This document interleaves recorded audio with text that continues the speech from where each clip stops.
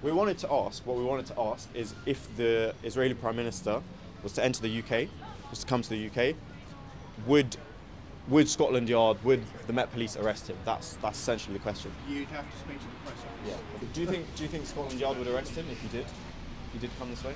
They would be bound to, I guess. We think America and Britain should support the warrant for the arrest of the Israeli Prime Minister. Yeah. I think a total contradiction of their position on, say, Ukraine and Russia, and the hypocrisy is beyond belief. How do you feel about the arrest warrants for the ICC's arrest warrants for Netanyahu and Yoav Gallant? Long overdue, and you forgot about Mohammed.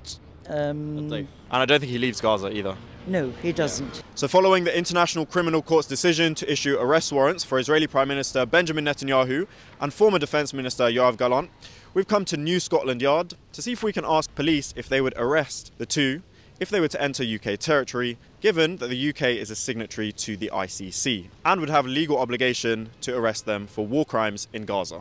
Is there anybody we could speak to here? No. Okay. Unfortunately not.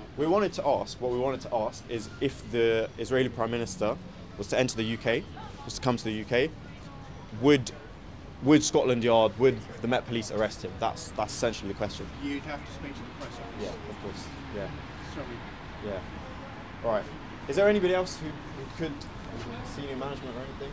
No, they're not going to come down. I think it's more, I'm not sure if the police can act independently Okay. in terms of Okay. what the government says. Oh, yeah. Yeah.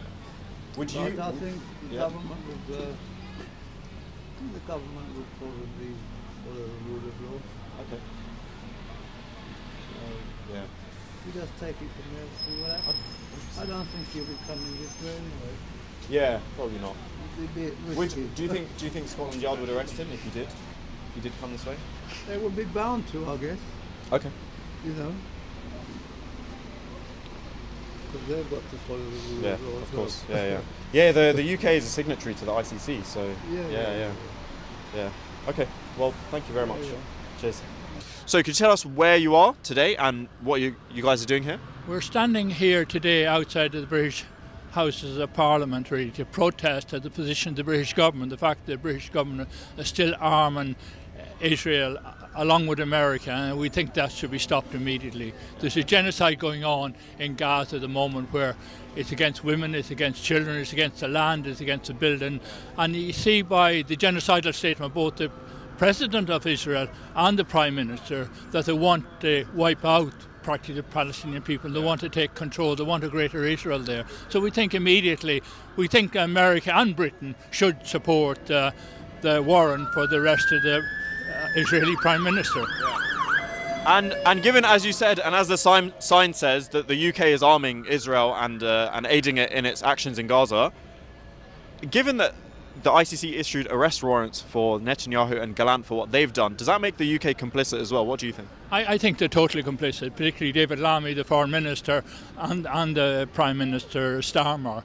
I think it's absolutely shocking, particularly Starmer. He's an ex-human rights lawyer, and I think a total contradiction of their position on, say, Ukraine and Russia, and the hypocrisy is beyond belief. Basically, we've got a two-tier system of where they're acting as lapdogs of the American armament industry and supporting it, and it's wrong. It's totally. The British people are against it. I'm Irish myself, and we see ourselves as brothers and sisters of the Palestinian people, and we'll stand with them, and we will continue to protest, and we're going to have a big march on Saturday week when thousands of people will be on the street again to protest what's happening. It's shocking that the British government don't take notice of what the British public are saying. Okay, do you think the UK will comply with the arrest warrants? I think they should. He's standing a bit on the fence, but he said they would respect it. Okay. I know the Irish government have come out and said they will arrest him if he arrives in Ireland, really.